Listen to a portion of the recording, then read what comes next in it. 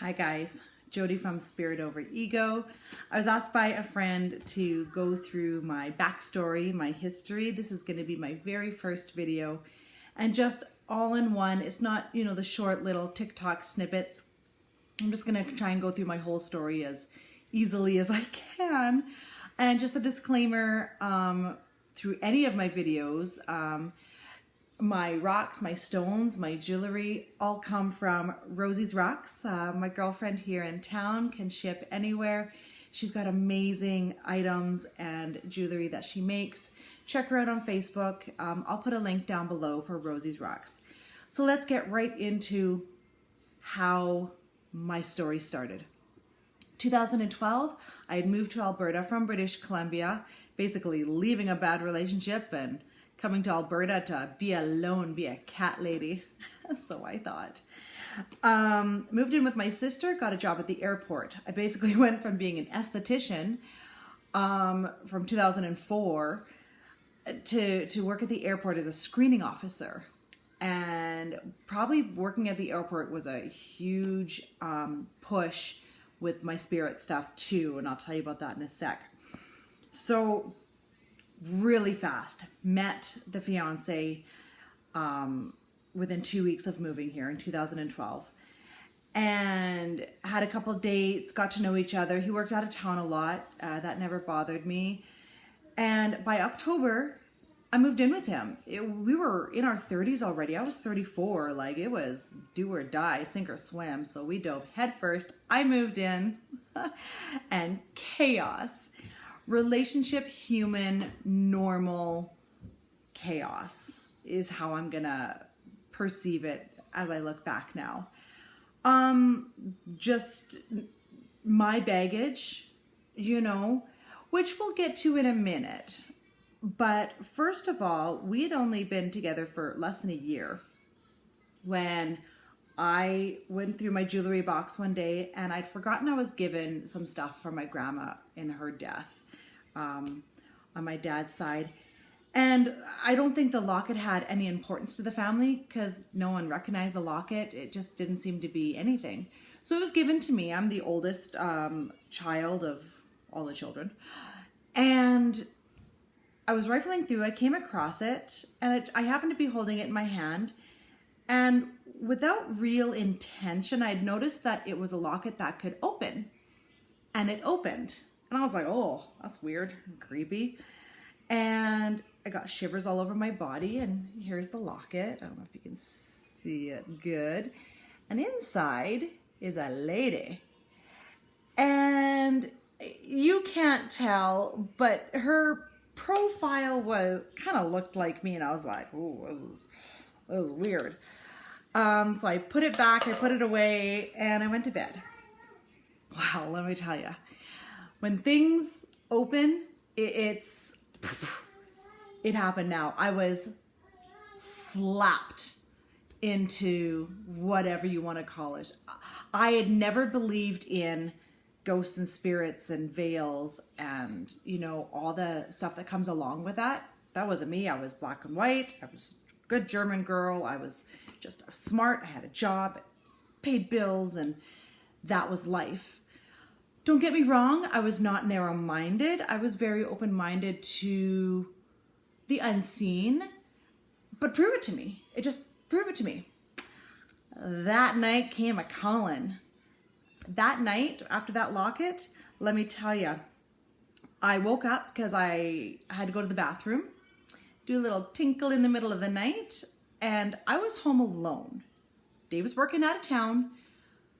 I was sleeping, and there was a heaviness on at the end of my bed. So laying across my feet, I woke up, clear as day, with my eyes open. Not in here like everybody talks about. There was a dog laying on my bed. Dalmatian dog, very specific. So I kind of, you panic, and I think I'm dreaming at first, and then I'm like, how did a dog get in my house? So I sit up, and I'm smacking my face, I'm rubbing my eyes, and this dog is just there looking at me like, what's wrong with you? And I was like, no. And I pushed my hand through, And I mean my hand went through this dog. Awesome. So I jumped out of bed because now I'm going to pee myself basically. And I ran to the bathroom and I'm looking and this dog's still there. Like, lady, I'm not going anywhere. And I come back to bed and I said, get out of here. And I went to put my hand on the dog again, and the dog just basically, me, all right, jumped down and walked away. I was like, what was that? So now, let's fast forward 3 months, because this happened for 3 months straight. And I mean, every single night, someone was yelling at me, yelling at my face, beside my head, poking me, knocking on my forehead, knocking on my doors, knocking on my walls, standing at the end of the bed, floating above my bed. I saw spirits, ghosts, orbs, angels, aliens, dogs, animals, crowds of people, fight scenes. You would have thought I was in the middle of a weird ass collage of movies. But I was also experiencing some bad stuff. Demons, devils. And I don't mean dreams. I mean sleep paralysis, sleeping, not sleeping, fully awake, demons standing on my chest, snot and spit on me, fangs, teeth, horns, demons attacking me. And if it wasn't, spirits and ghosts and orbs and Jesus and angels, it was demons. And near the end of this, my 3-month thing going on, I'd had enough of the demons. I was now so sleep deprived. I was so scared to go to bed. Keep in mind, I wasn't telling Dave anything. I was scared shitless to tell him jack, because he was going to think I was cuckoo crazy, for one, and get out of my house. I'm like, where was I going to go? So I kept it all to myself. I would wake up in the middle of the night, fetal position, and scared and cursing and all the emotions that come with fear and not facing things. I tried fighting a couple demons, and you're paralyzed. You have no power. So I had enough, and by this point I said, fuck it. I need to tell Dave what's going on, because maybe he can protect me. I don't know. I was kind of stupid about it, right? Sat him down and had this big, long conversation. I'm bawling, I'm crying, ugly cry, and this is what's going on, and I can't sleep, and I'm so scared. And he said the most beautiful, understanding thing I've ever heard come out of a man's mouth. Finally, Jody. Finally, that's what's going on. Well, that makes sense. He goes, you're waking up every night and talking to things. You were sitting up in your bed and talking in other languages. Like, do you know other languages? And I'm like, not fluently. He goes, Jody, you were having full conversations, and some of the languages didn't even seem human. And I'm like, well, that makes sense. So he was very understanding, very accepting, and that was the start of something beautiful between Dave and I. So now let's fast forward to some of the shitty things.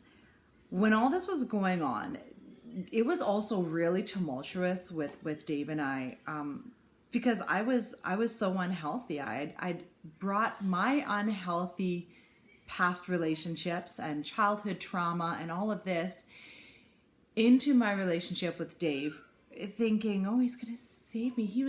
Dave was a knight in shining armor. I was broke. I was damaged. I was angry. I was so angry. I'll tell you that story another time. And even with all the spirit stuff, and it was interesting, he was like, okay, you're cool and all, but you need to get your shit straight. You gotta go talk to somebody. because we are not going to last. We're not going to make it through anything unless you get this straight, because this affects this and this affects everything. And I was not liking that at all. But he was right. So at the end of the day, I started to get counseling for all my past stuff. And let me tell you, when that stuff started making sense and clearing up, this stuff started to expand and glow and make sense. And the demons went away. I have never seen a demon since. And it makes me wonder if my demons were projecting into my real life spiritual visualizations. So I actually manifested them for real. Because over these last years, all the stuff that I've experienced spiritually, I don't experience it like a normal, I'm going to say empath. There is no normal. Let's just straighten that out. There is no normal. I'm not you, you're not me. My stuff was with my two eyes, because that is the only way I was going to believe it. If they wanted to make me on their team, and I'm there, I'm all there. That was the only way to do it. So I heard it with my ears, saw it with my eyes, and felt it with my body. So I had experienced a lot of stuff, a lot. But it all started to make a little bit more sense with the therapy from my real life trauma. Ex-husbands, ex-boyfriends, childhood, all that stuff. It all goes hand in hand. You have to really keep that in mind.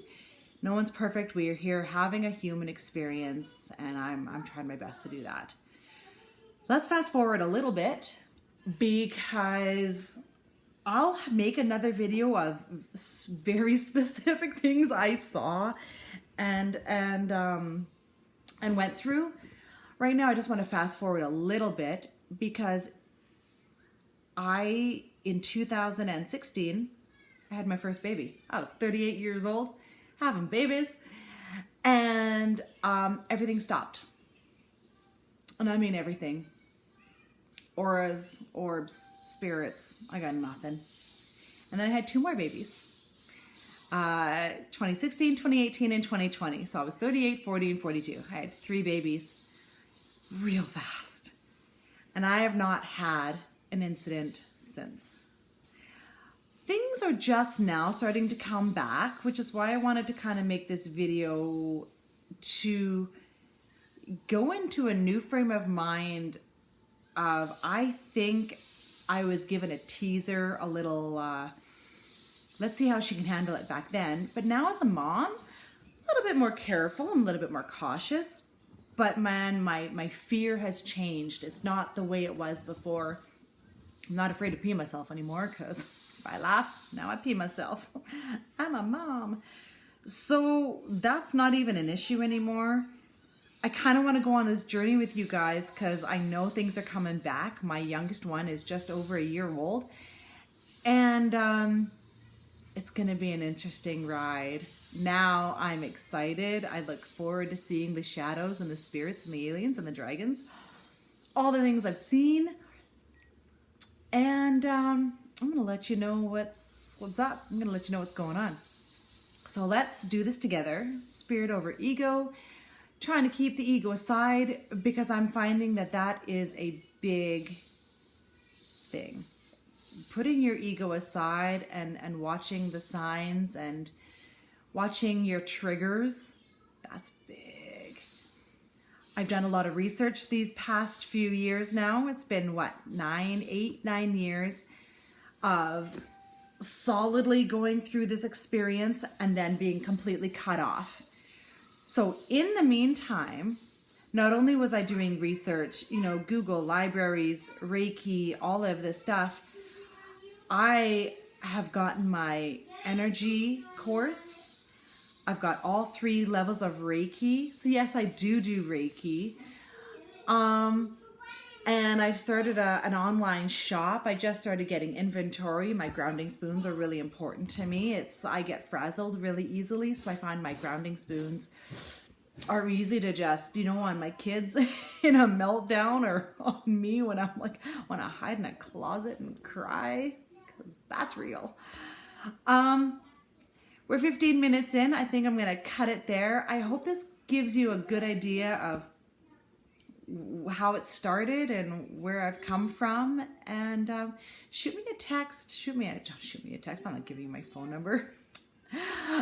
Shoot me a message. YouTube, Facebook, Instagram. I'm kind of everywhere. TikTok.